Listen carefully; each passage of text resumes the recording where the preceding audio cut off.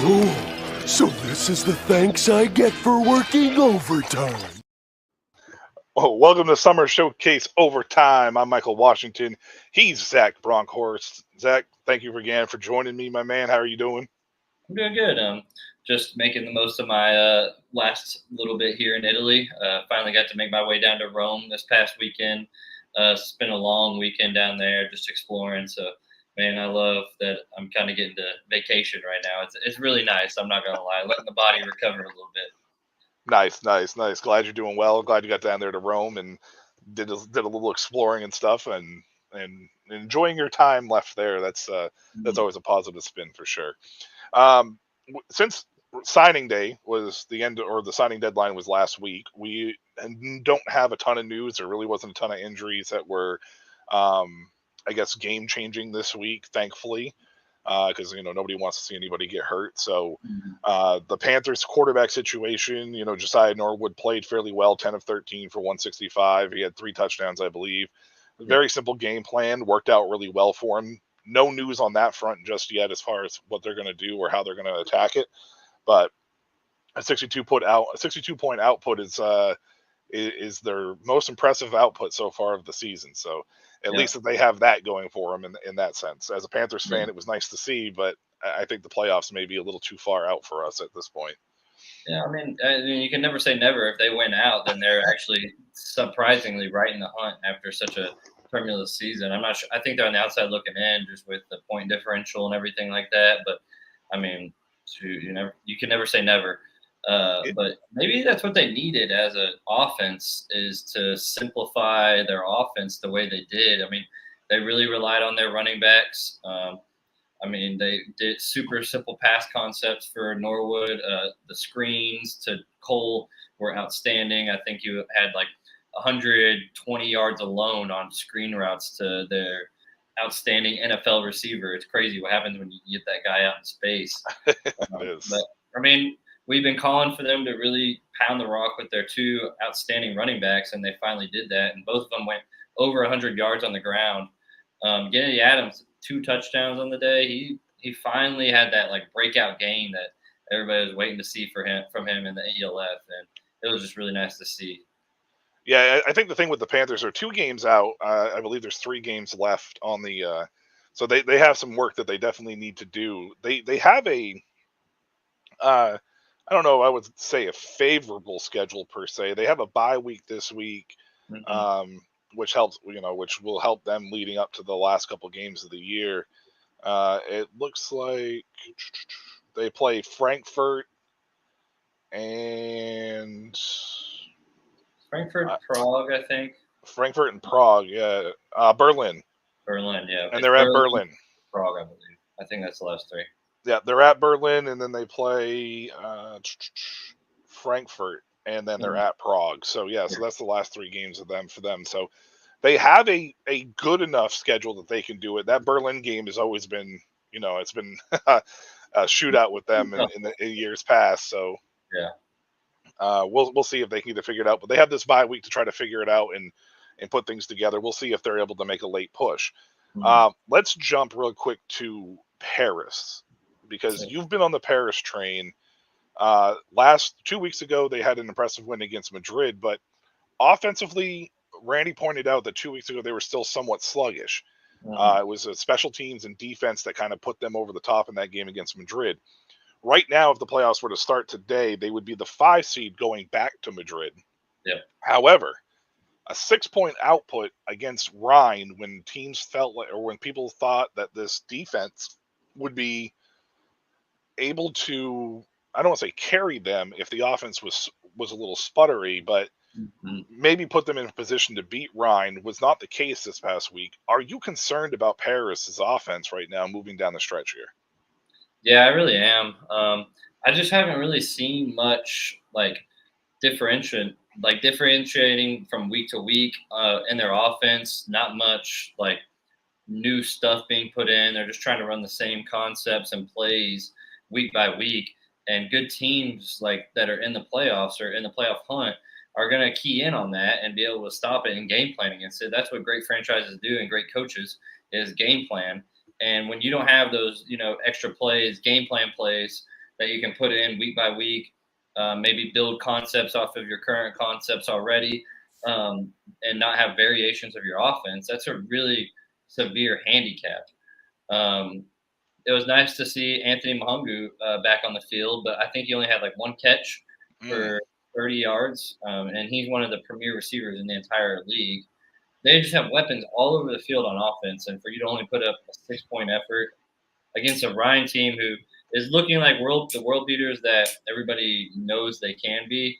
But I mean, they've shown their defense has shown weakness, like the Berlin game, the first Paris game. They lost to Madrid. Like teams have been able to put up points against the Ryan defense this year, and for Paris to only put up a 6-point effort with all the talent that they have across the board on offense was definitely severely disappointing. I do think that the Madrid matchup in the first round of the playoffs would be favorable for them, considering they've already beat Madrid at home. They kind of I don't know they have Madrid figured out. It looks like their defense is physical enough to match up with Madrid's physicality, and their offense is just able to do enough, you know. But then looking at forward to the Vienna game, if they do get through them, I just don't know if they've got what it takes to really get through the Vienna team that's looking just incredible now with Ben Holmes playing at an MVP level. Yeah, and it will touch base a little bit here on the MVP race, and if anything has changed for us, and who we think might be, the front runner at this point. The interesting thing is Paris and Madrid. I think if I remember, is Paris's last home game of the year. They do play again. They're both 6-2. The Raiders T-roll is 6-3. So, and then the Munich Ravens, who are on the outside looking in, are at 5-3 with a very favorable schedule. In the scheme of in comparison to some of these other teams down the stretch, they do end up playing T-roll at the last game of the year, which could be for a playoff spot.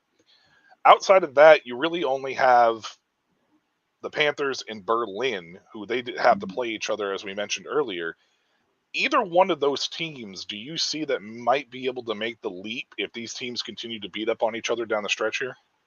Yeah, I think I see out of all those teams, I could really see Munich kind of sneaking in there. That last game of the year between them and Tyrol is really going to make or break who's getting that last spot. I think it's the 6th seed in the playoffs. Yeah, so I think that game will kind of determine the 6th seed because I don't see Berlin like leaping over Tyrol or Munich right now. Panthers definitely on the outside looking in. They still have a shot, but it's a far-fetched shot for sure. Yeah, I mean, Munich is playing really good ball right now. I predicted Chad Jeffries last week's podcast. I predicted 6 touchdowns from Chad Jeffries, and he went out there and did me right. Malik Stanley joining that offense was a huge, huge change for them. Just an absolute dog on the field. High points the ball, runs great routes, very quarterback friendly. I mean, to get one of the best receivers in the ELF straight off of a season in the LFA, he's already in game shape, ready to go. And getting him mid-year really helped that offense out, I think. I don't think we saw the best of their offense in that second Stuttgart game. That was Malik's first game in the ELF. He'd only been there like 3 or 4 days. I mean, they got him the ball a few times, but you weren't really seeing the concepts that you're seeing now out of Munich. Now that he's been there for a while, and they're able to really get him involved in the game plan. So I really like how Munich's playing right now. They're running the ball really well. Tommy's back. They're using him at receiver if they need to, just because they have 2 great running backs. So it's a really dynamic offense, and when they can protect Chad Jeffries, they're really dynamic. Their defense gave up 30 points last week, and they have kind of been suspect all year. I mean, they switched up the 2 Americans mid-year. I know there's a severe injury to what is his name? Their D lineman. I can't remember. Number 95. I can't remember his name right now. It's escaping me. Very severe injury. I'm hearing it's end of year. So definitely hoping the best for him. Hoping a quick recovery. But from the people I know that were there, they said he had to get carted off the field. It was pretty nasty. So that's definitely going to be a hit because their D line was the best part of their defense. So losing one of their top D linemen is going to hurt. But yeah, I mean, in the long run, like I kind of went on a spiel there, but I really No, see you're fine. I see Munich. I mean, they're playing really good ball. As long as Chad Jeffries protects the ball, their offense is going to keep clicking. Now, let me ask you this question, because there's a lot of emphasis, obviously, on the Munich and Raiders in the end of the game, the end of the year, being playoff spot. Is there a world where you could see either both of those teams making the playoffs? Whereas Paris and Madrid, they still have to play each other. They're both 6-2 right now, and not this week, but next week they have to. I think it's next week or the week after. They play each other. And right now, Paris only has 251. They played one less game than the Raiders T-roll, and I think it's how many points scored is the tiebreaker, which is ridiculous, by the way. And then Madrid has 264. T-roll has 281, and Munich has 329. So they're actually on the upper end of that one of that the upper hand on that in that situation. Is there a world where you might see both those teams make it and only one from the Western Conference gets in? That would be incredible if there was only one Western Conference team making it in the playoffs. That would be just absurd, honestly. I mean, that conference is loaded. Top end loaded for sure. Bottom end, But, I mean, sorry, not to cut you off, but realistically speaking, one of those two would make it. They would be two teams that would make it, but it would either be Madrid or Paris. Sorry, that's what I meant to say. So. Okay, I mean, possibly. I mean, we're just going to have to who does Paris have left other than Madrid that's really a contest? So Paris they are on the road this week against Berlin, which our unofficial producer Jamal actually predicted an upset in that one. Mm-hmm. They then traveled to Cologne, which Cologne was looking a lot better until last week. Then I believe they're at Frankfurt to end the year and at home against Madrid. So they don't really have a tough schedule, but they have a lot of those mid teams that are tough outs. We saw last time they played Berlin, they weren't able to really close that game out. They got up on them early, but it's been the case for them all year, getting up on teams early big and then just kind of putting it in cruise control in the second half and then letting people get back into the game. And against Rhine, it bit them in the butt. And then, I mean, against Berlin, they almost pulled off that great comeback. So I'll be interested to see for sure. That's a lot of weeks. I know it's the Olympics going on, so they can't play at home. I'm pretty sure is why they set it up this way. But I think it was like 4 or 5 straight games on the road for them. That's going to be tough for any team if you're spending that much time on the road. So realistically, they really could drop one of those games, especially if they're not being efficient on offense and their defense kind of being lackadaisical on the field. So it's possible, but I mean, I'm still pulling for Paris. I wanted them in the beginning preseason. I predicted them. I kind of hopped off that last week and went back on the Ryan bandwagon, but I mean, realistically, that could happen. Their schedule, maybe it looked favorable on paper, but also those road games do add up, and that's a lot of time on the road. So possibly this week even, like Jamal predicted. Yeah, 5 out of their last 6 were on the road, 4 of them in a row because the last 2 weeks are home and away. Mm-hmm. Madrid, on the other hand, is home against Hamburg this week. The following week, they're on the road to Frankfurt. They got that showdown against Paris, and then they close back at Hamburg. So Hamburg hasn't looked great, but they do have the Frankfurt team that's on there that, depending on which Frankfurt team shows up. Right, yeah. So, I mean, that possibly could be a tough out. Anything that is alarming between that Hamburg and Frankfurt, because that's 2 games against Hamburg left, that might concern you for Madrid to be like a surprise, loss during that stretch. Yeah, I think if out of all those games, it'd be Frankfurt, other than Paris, that would kind of serve the Bravos some issues. They did not face the same Frankfurt team that they will be facing coming up. If everybody recalls, the first time they faced Frankfurt, they had the homegrown quarterback start the game, and then Luke come in the second half, and that thing was over before the second half even started, really. So it's going to be a very different team. Matthew McKay's got that team operating on a very high level right now. He's playing very well, especially last week. I was glad to see their team overall just look more like the Frankfurt that everybody knows. Granted, Hamburg is also way down this year. So, I mean, it's with Frankfurt, you never know what you're going to get until the team shows up on the field and plays. Like you you just don't know. I mean, so I think out of all the games that are left for them, other than the Paris game, I think for the Bravos, Frankfurt might serve the most, especially playing at Frankfurt this time. Yeah, and I think the other thing is too is you take a look at I want to touch real quick with you on Frankfurt, but I think that down the stretch like this, you're looking at Madrid and Paris. You're also looking at the Raiders in Munich. These teams are aware of what's happening down the stretch. Yeah.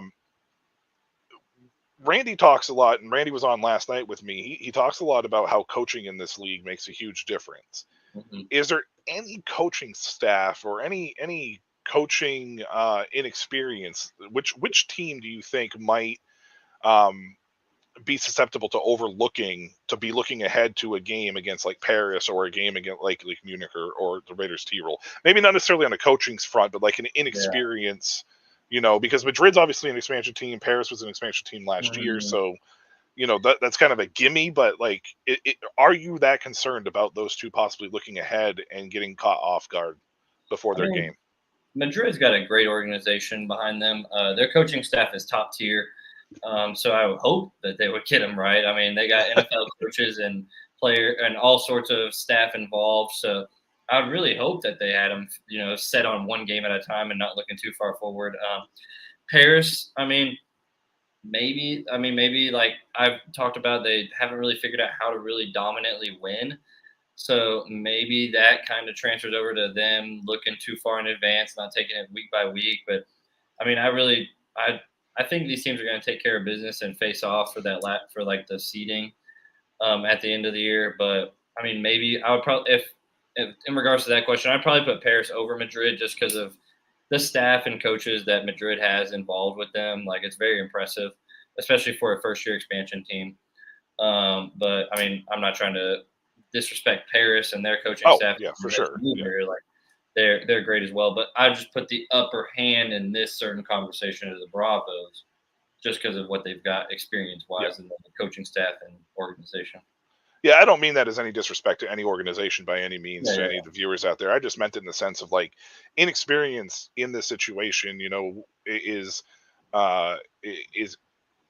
plays as much of a part, I think, in anything else. Like if you take a look at any league, usually it's the teams that have like experienced leaders, the people that are in the front, that have been there before, that tend to kind of always have a little bit of a competitive edge.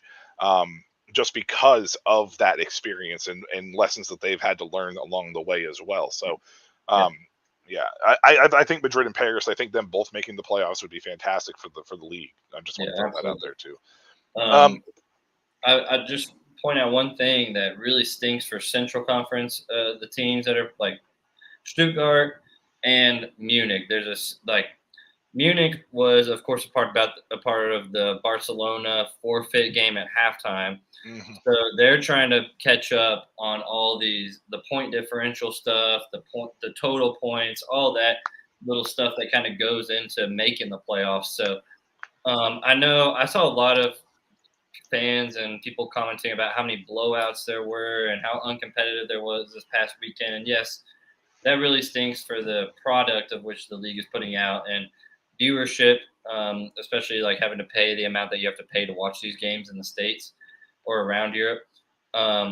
Like Stuttgart won 71-7 over Barcelona, but the week prior they didn't get to finish the game against Wrocław because of rain delay or something. It ended before the fourth quarter even started.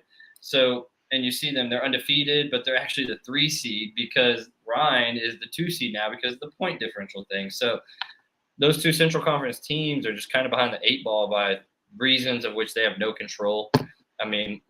Munich probably puts up another 40 points on Barcelona in that game, and their point differential is much different.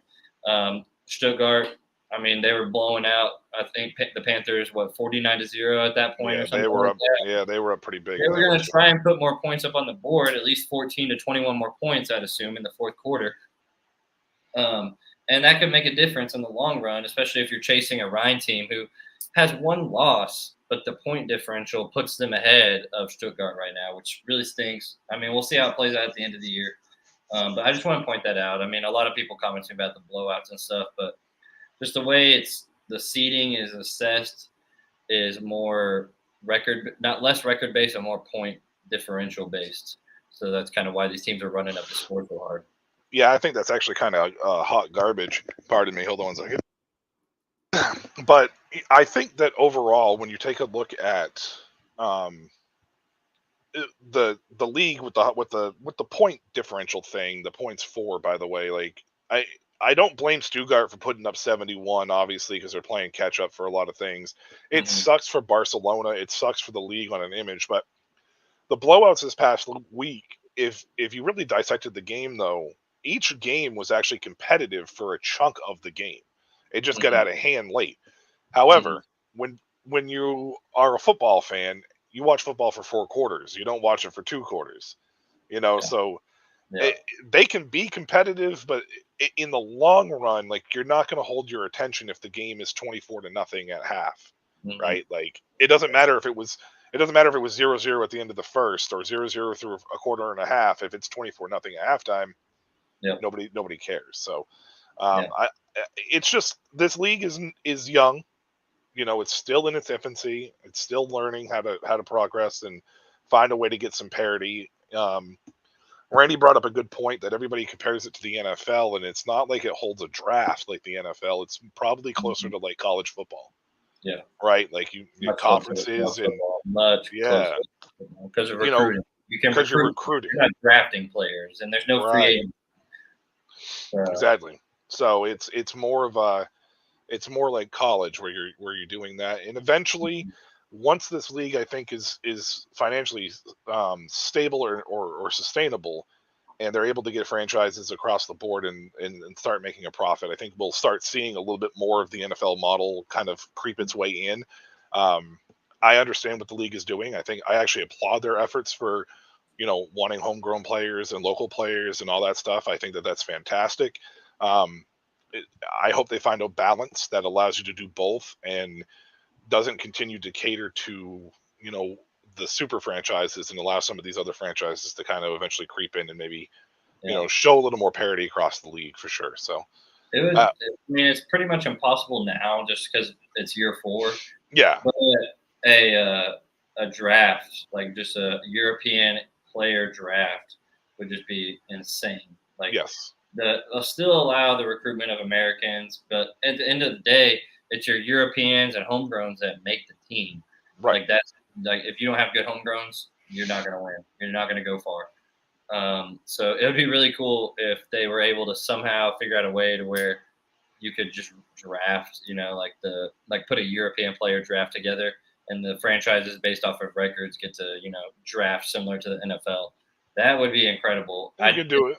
You could do a European draft and a global draft, similar to how the CFL. It would be really tough now. CFL does their thing. Well, I mean, you probably couldn't do it now, and you probably wouldn't implement anything until year 6 at the very least, anyways, to get it all figured out. But I mean, if you don't like the team you get drafted for, go play for your local league. That's pretty much like your only option. You can either go play in the ELF or you can go play in your local league. Yeah, pretty much so. Well, I mean, hopefully they figure that out and balance it out. Yeah. I wanted to touch with you real quick about the Frankfurt Galaxy because Jamal dropped an interesting tidbit last night that Luke Zaraka may not be coming back next year. And Matthew McKay has played fairly well for this team. Mm-hmm. Is he doing enough that Frankfurt might bring McKay back and using this time as a kind of an audition to put him as the face of this franchise for 2025? I mean, I'd love that for my guy. I mean, that's Matthew McKay's my guy. I've been on record saying that. So I would love to see. I thought he's played much better. He's definitely improved week by week. I mean, the first week I believe he was in it was against Cologne, which definitely didn't go their way the way they wanted it to. He still showed a lot of flashes in that game, and I think the offense is finally adjusting to his playing style, much more dual threat wise, rather than what it was previously, which was more drop back passes, staying in the pocket. But I mean, that would be awesome for him. I mean, he's playing pretty well. He's got him competing. He's doing what he can for a late season addition. So I guess we're gonna see towards the end of the season how things pan out. But that'll definitely be something interesting to see because Luke is a long time European American player. So that'd be very interesting for sure. I mean, I'm rooting for my guy Matt, so we'll see. Yeah, I just wasn't sure if you had seen anything that may tip it in his favor to bring him back, type of situation. Simple things like I mean, that. with American imports, you never really know. Like, Yeah, the leash is so short. So yeah, exactly. yeah. All right. So MVP talk. Mm-hmm. A lot of talk about Ben Holmes. He's come in, after missing a few, missing a few games, and he's putting on a show, and whatnot. What's your take on the MVP race, and is Ben Holmes your front runner at this point in time with what he has done since he's been back from injury? I mean, what Ben's doing is outstanding. I mean, he's operating the offense well. They're completing. He's doing really good in the RPO game. The offensive line is giving him every single bit of time that he needs back there. He's got Reese Horn playing at a offensive player of the year caliber level, leading the league in receiving yards right now.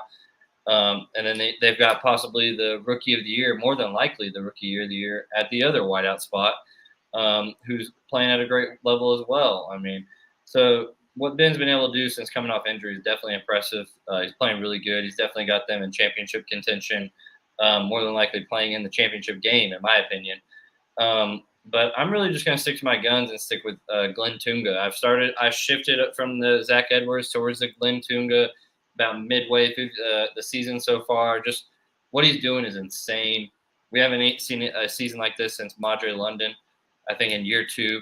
I mean, he's got like 23 touchdowns on the year. Yeah. Right now, like, I would really love to see a running back win the MVP. In the NFL, it's a quarterback league. The quarterback will win the MVP every single year, no matter what. So I really would like to see for this league to honor something crazy that's going on. I mean, Ryan was down. They were down. I went on that spiel after the first Bravos game about how it looked like Glenn was set to cook that game, and they took the ball out of his hands, and look what happened to the game. Since that game, they have let Glenn cook, and they have just skyrocketed. The offense has taken off.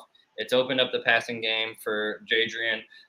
Getting Kelvin McKnight definitely helped out. Getting Kelvin McKnight back from injury definitely helped that out. But when you have a running back and O-line as dominant in the running game as they have been, the passing game is inevitably going to open up. And that's what we've seen, and why the Ryan offense is looking like the Ryan offense that everybody knows and just blowing everybody out. So I'm sticking with Glenn. I would love to see my guy Glenn win that MVP. That would make me very happy. Yeah, I'm on the Glenn Tunga trade myself. I think Riley Hennessy's still a dark horse. I think you still have to consider it. Stuttgart's undefeated. He may not be putting up the gaudy numbers that Ben Holmes has been putting up, but that team's a little more balanced, I think, offensively, where they don't have to rely on Hennessy as much as the Vikings have. Well, the Vikings really haven't had to rely on Holmes per se, but I think they're both pretty equal. So I think if you put Holmes in that category, I think you have to put Hennessy in there. But for me, Tunga definitely, because Tunga's really the only guy that has taken over games and won games for his team in spite of his team, right? Like that's basically what has happened.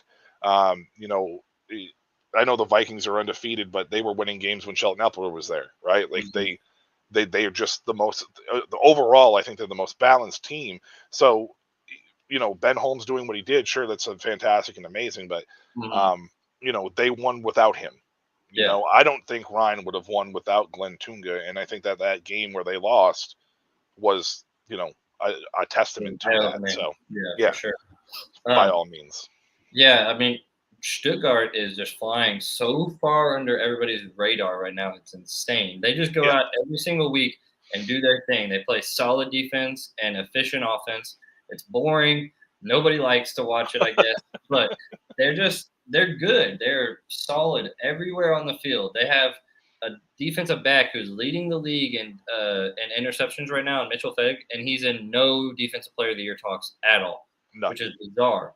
But they have playmakers all over the field, but they're so unselfish that they just do their job. They just go out there, they do their job almost to perfection, and it's boring, but they just kill. They steamroll everybody. Their toughest opponent this year is supposed to be Munich or Tyrol, The Tyrol game was exciting for sure, but I mean, Stuttgart still just kept the efficiency going. It Yeah. just seemed like they just slowly, kept doing their thing, forcing turnovers and playing efficient offensive ball.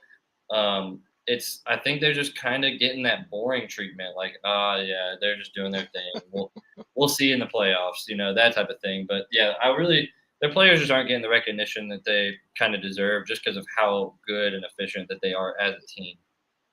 Yeah, I completely agree. And Stuttgart is definitely a team that I don't think anybody should be sleeping on, and the fact that they are being slept on is pretty Scary. insane. Yeah. Yeah, for sure. We're going to take a quick break. On the flip side of the break, we're going to get to our predictions and previews for the week. There's only 6 games on the slate, so we probably won't keep you very much longer. I want to get Zach's thoughts, and I'll mention mine from last night if you missed the show. And hear our word from Current.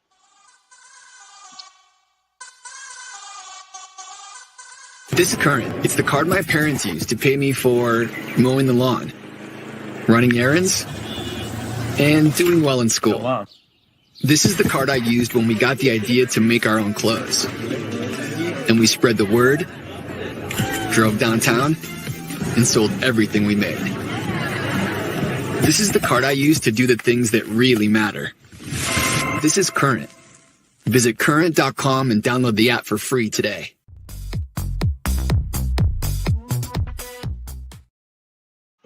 Welcome back. We are here with Zach Bronkhorst. I am Michael Washington. This is Summer Showcase, the overtime version. We just ran down some of our previews, the playoff previews, MVP talk a little bit. With the news being somewhat slow across the board, we figured we'd try to switch it up a little bit tonight. But, however, our predictions and previews is still in place, and I want to get Zach's thoughts on the game. So, we got 6 games this week. On paper, it doesn't look like to be a super sexy week, but hey, you never know what happens. It is football. So last week looked a little bit better, and most of the games weren't close. So maybe we'll get some close games this week and some surprises, right? Yeah, maybe. I mean, we'll see. The docket is not very promising. No, it definitely is not. And we'll start with the first game, which doesn't appear to be as promising. The Vikings are traveling to Helvetic to take on the Mercenaries in this game. Zach, Vienna's been weird in a few things. I think the first time these two played, it was 49-40. I think it was that it was Helvetic. The Vikings gave up some points last week too. Late. I mean, the Vikings. I keep saying they're the most balanced team. Is it just a lack of continuing to put their foot on the pedal? Does Helvetic surprise them this week? What are your thoughts?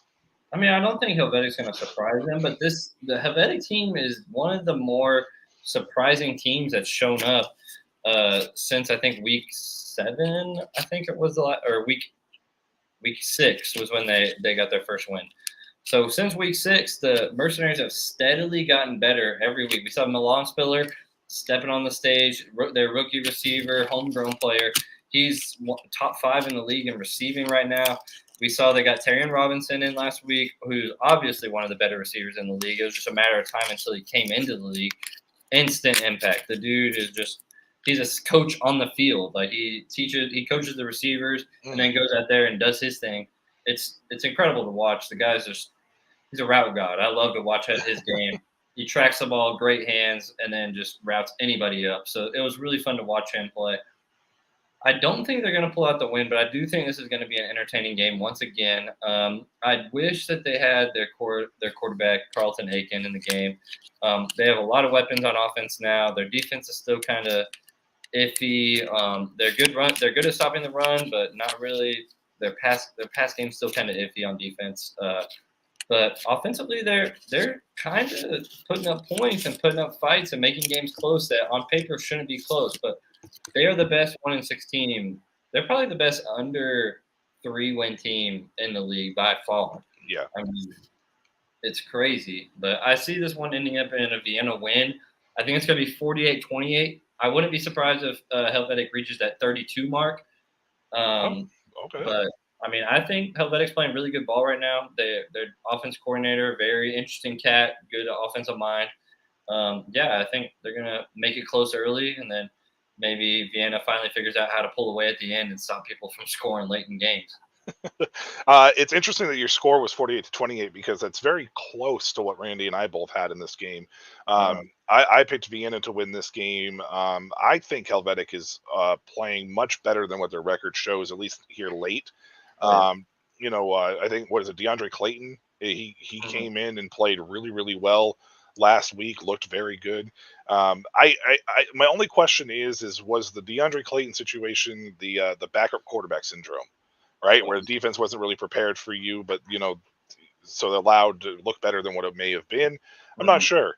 However, I think Helvetic is still playing tough. I think that they want another win. I think they're going to try to be as gritty as they can to get one. I don't think it comes against Vienna. I picked Vienna to win this game 42-23. So we're all right in that 20-point range to 19-point range for a victory for Vienna. The next game, Hamburg, which season kind of fell apart for them this year. They traveled to Madrid to take on a Bravos team this team is a curious team. Teams with winning records, it feels like they are overcompensating, trying too hard, something. But teams like Hamburg, they usually handle them pretty steadily. Any surprises, upset alerts possibly in this game for you or no? No, not really. Their defense is playing really good. My boy Marquise Manning finally got over there, got some good playing time. He's going to be more involved in the game plan this week. Overall on defense, though, they're just playing really good ball. They lost Jalen Embry to injury, and they still shut the next opponent out. So I really think their defense is playing top-tier football. Stephen Duncan still kind of turning the ball over here and there. I think he had 2 red zone turnovers last week. So that's kind of a concern, especially going into the later weeks against higher level opponents. I don't think it's going to matter this week, though, with Hamburg. They just, when against teams like this, they operate really well efficiently on offense. And that's what you have to do in games like this is just, you don't need to do anything crazy on offense. You just need to do your thing. Let Dwayne Obi do his job, carrying the rock, keep it simple, run screens, simple crossing patterns, that type of thing. So I think the Bravos, I think they'll relent about 10 points, but I think their offense is going to be really efficient. I think it's going to be 37-10. 37-10. It's very close to my score. I picked Madrid to win this game against Hamburg as well, 32-13. This Madrid team is it's an interesting one because I don't know if they're built to come back from behind. So if Hamburg decides to come out and start hot, maybe Madrid struggles a little bit to get there. I just don't think it's going to happen. I think Madrid. I'd love to see this game be exciting. We need an exciting game. Yeah, this defense is just too solid. I love this Bravos defense. They fly. They are fast. Yeah. So I got Madrid in this one as well. The next game doesn't look too appealing on paper either. The undefeated Stuttgart Sturge go into Milano, into Italy, to take on the Seamen. The Milano scored 30 points last week, kind of surprised a lot of people. I don't know how much of that was necessarily a good offensive performance or just a really poor late defensive performance by Munich, but they still put up 30. So the Seamen are still out there fighting. It's just Stuttgart is a whole different animal, though. Yeah, I mean, Milan's offense, they did a good job of capitalizing on errors or, slight misjudgment of the ball, the way it bounces by Munich. I mean, the score that they had where quarterback handed it off to Jock Crawford mid-play, that was insane. And then another touchdown off of a fumble from Jock Crawford that an offensive lineman recovered in the end zone. That's another huge swing of points there, too. Yep. So, I mean, I always said, Munich's defense, their secondary has kind of been suspect all year, so I don't know what to expect from Milan going into the Surge game. Surge are much more well-rounded on defense. Their offense, like I said, is super efficient. Sadly, Zach Blair going out with injury. Unconfirmed. I don't know if he'll be back this year. It's very unfortunate. Very sucks. Yeah. He was playing at a Defense Player of the Year caliber. This is not going to be the last time we're going to see him in the ELF. I would just love to see him next year on a contender. So, hopefully him and AJ have shown that the American linebacker is very doable on a high level, especially on a high level team like the Panthers. Like maybe their record doesn't show right now, but they are a higher level team. Like they beat the bad teams and they compete against the good teams. So I think it can be done. I'd love to see him play on a contender. I just think the Surge are trying to they want to show why they deserve that 2 or 1 seed. So they're going to try and keep the pedal to the metal the entire game, both offense and defense. I got the Surge winning this one.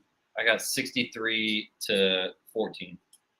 Are you sure you don't listen to the show? Are you Is positive? that close to yours? Yeah, my score is 61-12. So I'm beginning to wonder, Zach, you might be preparing for it, just stealing my thunder here. No, I'm just kidding. The Surge they're just one of the best teams in the league. I mean, like you said earlier, they're under the radar. Nobody's really talking about them a ton. They are definitely on a mission this year. The fact that they're a 3 seed when they have a better record is ridiculous. They should have. It's so bizarre and dumb and extremely dumb. I hope the league cleans that up, for the future. Yeah, promoting it the way that they are too is like it's just tough to see. Like I don't know why there's not more ruckus about why like they promote it the way they are, like with the Surge as a 3 seed. If the Surge keep on doing what they do, they will end up the 2 seed, or they better end up the 2 seed. Yeah, I mean, I'm sure that they will. I mean, this game is going to go a long way to that. I mean, they have an opportunity to put up a ton of points. This next game is the interesting game of the week for me. When these two teams played a couple weeks ago, it was one of the best ELF games I've ever watched. Neither one of them is really playing for a playoff spot. However, Frankfurt travels to Cologne to take on the Centurions. What are your thoughts on this one? And will we get as exciting of a game, you think, this time, again, basically? Yeah, I really hope so. I mean, that last game was electric. I mean, offenses were operating well. I mean, defenses were playing good. It was just really good football to watch. One of the better games, like you said, for the entire year, which is great for the league. I mean, the issue with Cologne not knowing where the game was this week is crazy. How do you not have your home stadium decided by Tuesday night? Nevertheless, just the beginning of the year. Like, just what is going on? That is crazy to me. Yeah, that was nuts. Yeah, get that figured out, ELF or Cologne, either one. Whoever's in charge of that, that's unacceptable. Nevertheless, Cologne is playing good. I think last week against Madrid was an indication of how they're playing as a squad right now. I do think this is going to be another interesting game for sure. Matthew McKay is really settled into his role on offense. I think that we need to see that Isaiah Weed game, legacy game coming up, first time against them, just making plays all over the field, getting them. I mean, the loss of their 2 running backs is really tough. Like I said last week. So maybe that does play a little bit more of a factor. I am going to pick Frankfurt in this game because I think limiting the Cologne offense is really bad for them. Whenever they were able to stay balanced, it opened up the field for their passing game a lot. Now they're going to have to rely on the passing game a lot. And I just don't think they have, other than Carlos Hill, I just don't think they have the talent on the outside to really stretch it like they should be able to. I'm going Frankfurt on this one. I'm going to go 32-21. 32-21. Randy would be very upset because you were very close to his score. No, I don't think he'd be upset about it. For me, this game is interesting because Frankfurt and Cologne, they kind of mirror each other a little bit, right? Like McKay's playing really well. When Isaiah Weed plays well, the Cologne team is competitive with anybody in the league for the most part. Last week against Madrid, they were just taken out of their game early, and they're not built to try to do that whole we're going to pass 50 times and hopefully win type of thing, right? The 2 running backs obviously hurt. I believe one of them might be playing in this game, though. That'd be huge. I thought there was only one of them was only like a 1 week, it wasn't a major injury. So I think that he'll be back this week. Isaiah Weed, though, I've been a fan. I've been on the train, as he's won me over as the year's gone on. I'm picking Cologne in this game. Oh, another very close and tight game, but I think that I don't know. I trust Cologne's defense more than I trust Frankfurt's. Okay. I probably give the edge to McKay as a quarterback in comparison to Weed. However, I think Cologne's defense is just a little bit better. Hopefully, they have a stadium to play in. Who the hell knows what's happening? I think I got figured out finally today. That's crazy to me. But I'm picking Cologne to win this game 27-22. Like I said, I think it's going to be a very close game, and I would not be surprised to see Frankfurt win this game. Yeah, I really need to see Isaiah Wee protect the football. He threw 5 interceptions last week, which is a lot of them were like throwing off his back foot for no reason, like just sitting in the pocket, like fading away, throwing a deep out route, and getting picked off for a pick six. Like if you want to be competitive against Frankfurt this week, that can't happen. Yes. I really hope that that's not there was more turnovers last week than I think ever in the whole season. And with the signing period over, I really hope that isn't an indication that maybe they're like, oh, I can't get cut anymore, that type of thing, especially on teams that are maybe like that lower tier, mid-tier level that are not making the playoffs. They're just playing, for pride at this point. Like, I would hope that the competitiveness was still there that it was earlier in the year, but I mean, when you see the amount of turnovers there were last week, just all across the board, it was a little surprising, and I just hope that's not the case with some of these lower level teams. Yeah, I hope so too. And I mean, there's always a sense of pride when it comes to players, and I'm sure that he still wants to put on tape. I'm sure he wants to have a job somewhere next year too. So it's just it's a different mindset when you're going out there. Like, I could get cut one day. And then you're going out there and you're like, I can't get cut anymore because of course, yeah. So that's just a whole different, So it's a different mindset. But I think I'm not saying anybody is thinking that. I'm just saying hopefully that's not me for sure. Yeah, I just hope. I'm hoping for Isaiah Weed's situation that it's not that, and it was just last week Madrid taking him out of the groove more than anything. Yeah, so, for sure. I think Cologne wins this one though, close one, and I wouldn't be surprised if Frankfurt won too. The Paris Musketeers against the Berlin Thunder. Now, this is an interesting game because this is the third straight away game for Paris. The offense has looked not so impressive, and the number one defense is starting to wear down because they're on the field so much because the offense has not looked so good. Mm-hmm. Berlin's a very high-scoring team. Yeah. Defensively, not as stout as Paris, so maybe that works into Paris's favor. However, this game may be closer than people might be thinking, at least on paper. What are your thoughts? I don't know which Paris team we'll see. Like, are we going to see the explosive team that comes out in the first half and puts this game away quick? Or are we going to see the team that kind of looks like it's wearing down? They're losing steam they're just not on an upward trajectory right now. They're kind of looking like on a downhill trajectory and aren't just operating on a level that we saw earlier in the year. Berlin has a lot to fight for. They're right on the outside of the playoffs. They need to win this game if they want to make the playoffs or have hope to make the playoffs. So honestly, this is a great opportunity for Berlin. Their offense is playing really good. They put up a lot of points against Paris last time they played. Granted, I've talked extensively about the Paris second half woes. But I mean, this is the third straight road game for Paris. That's a long time on the road, and I mean they just got whooped on a big stage against the Fire. So it's gonna be an interesting one for sure. I'm gonna go and I'm gonna pick Berlin. I think Berlin pulls the upset. I think Paris will be shell shocked after the Rhine game. Very hyped up matchup. They're with their tail tucked between their legs right now. Maybe just not fully focused on Berlin like they should, because Berlin is a very competitive team. So I'm going to go with the upset here with Berlin pulling one out 38-34. 38-34. Nice. Okay. You and Jamal are on the Berlin train, so you guys can. Yeah. I mean, Jamal didn't appear to join us tonight. Sam, what's up? How you doing? Thanks for tuning in, and thank you again for a platform for us to talk ELF football. We really appreciate it. This game is so interesting because I'm very, very much on the same wave as you.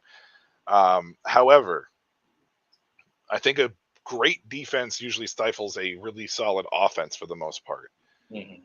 If Paris can figure out their offensive woes, I think they can edge this game because the defensive advantage is pretty lopsided in their favor.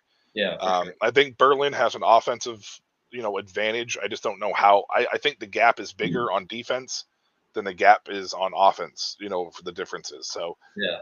I'm taking Paris. I'm not confident about it, only because it is their third game on the road, and they are playing a very dangerous offensive Berlin team. I'm taking Paris 25-19. I think it's going to be an under. If you're a betting man, I don't think it's going to be as explosive firework wise as people think. Mm-hmm. And this game very possibly could come down to a special teams. I think it just has that feeling that it could come down to a special teams play. Yeah. That slants the favor. So I'm going to go with Paris in this one.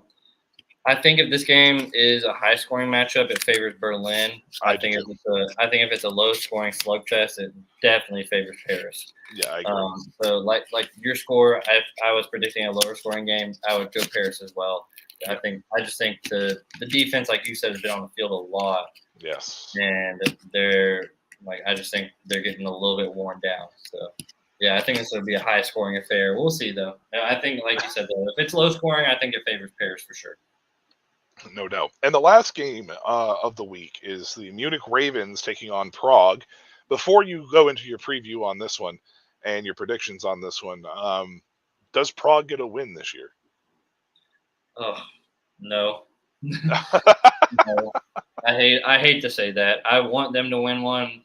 Their next chance to win one is going to be Fahevar, and Fahevar is just playing too good right now. Like they play really good, especially against not great teams. They play really good. I think I just don't see it. Sam, I'm glad we can entertain you for your car ride, but 3 times. That's a fair matter of fact. 3 times, yeah.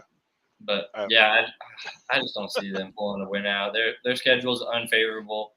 They've got Panthers, they've got Munich this week. Their next chance will be Fahevar, and if the Enthroners team that showed up against Milano and who was before that? Prague before that. I just don't see that occurring, which really stinks because I was riding the Prague high horse. I had them actually upsetting Hamburg in week 1, way back when.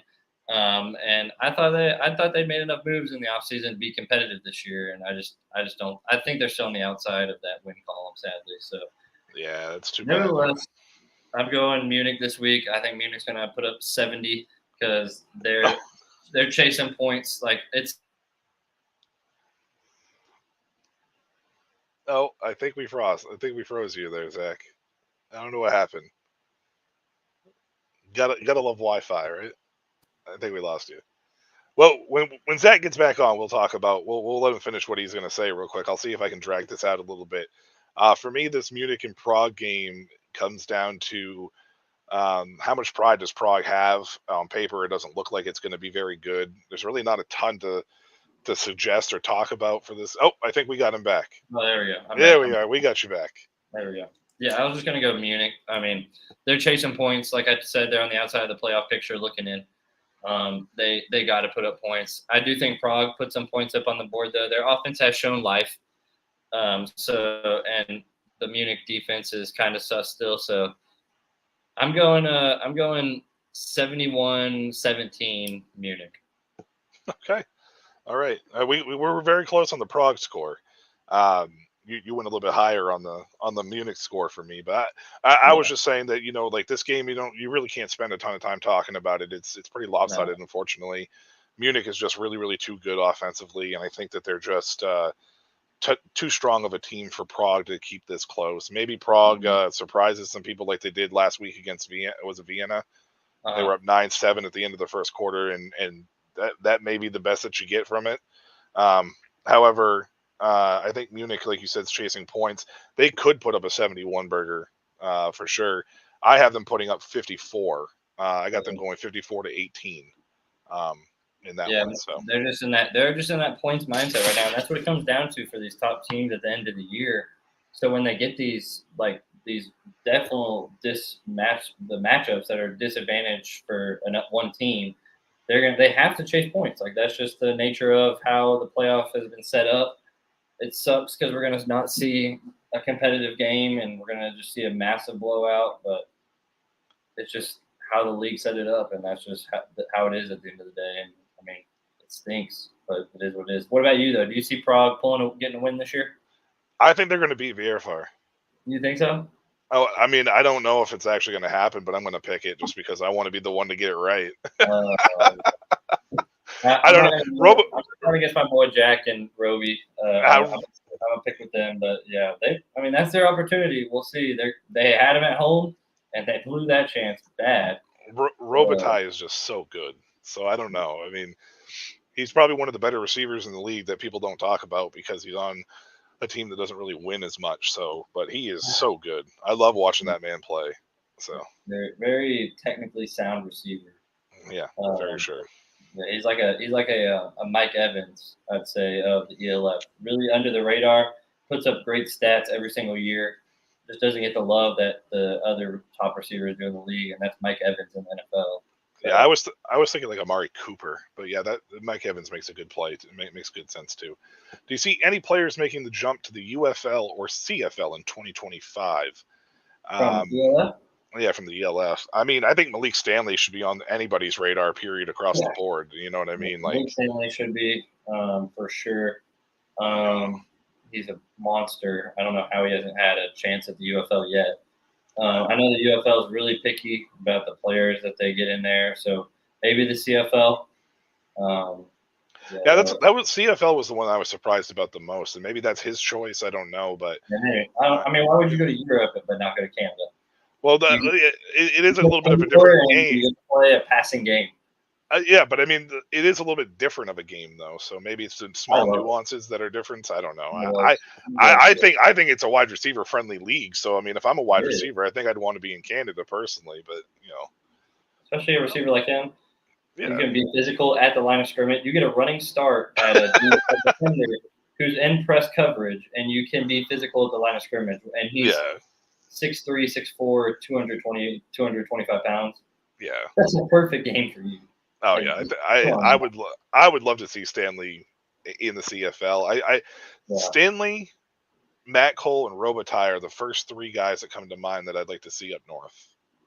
I just don't think Roby's going to make the jump. He loves Europe. He's got sponsors over here. Like I think he's going to play his whole career over here and finish it up. Yeah, he may not, but those are just the three guys that I think that like skill set wise come to mind. Yeah. For UFL. A homegrown player, Geyer, comes to mind for me. I think that he would make a great UFL slot receiver. So I just don't know if he has the recognition internationally yet. I mean, in the ELF definitely, but I don't know. It's tough to get noticed as a international player across the pond. Like that's just the nature of it. It stinks, but especially with the barrier of entry to get into the UFL. I mean, they're doing year-round camps with thousands of dudes just showing up trying to compete. So it's more of a wish list than it is necessarily. It's more of a wish list. And Zachary Bronkhorst. No, I would love to go to Canada. I mean, experiencing it, throwing that football, it's fun. I love throwing the CFL football. Yeah, I'm just saying. I mean. Sam, I don't know what his 4 years. I mean, he played at La Tech, I'm pretty sure. So, I mean, his resume speaks for itself. Like, he's a Division I football player. Played overseas. He's played in Mexico. He's been dominant everywhere. So, I think the 40 times overrated in general. Anyway. Yeah, at this point in his career, honestly, his film is good enough to make up for a bad 40 time, in my opinion. How about Trey Ford getting the call this week for the Elks against Saskatchewan?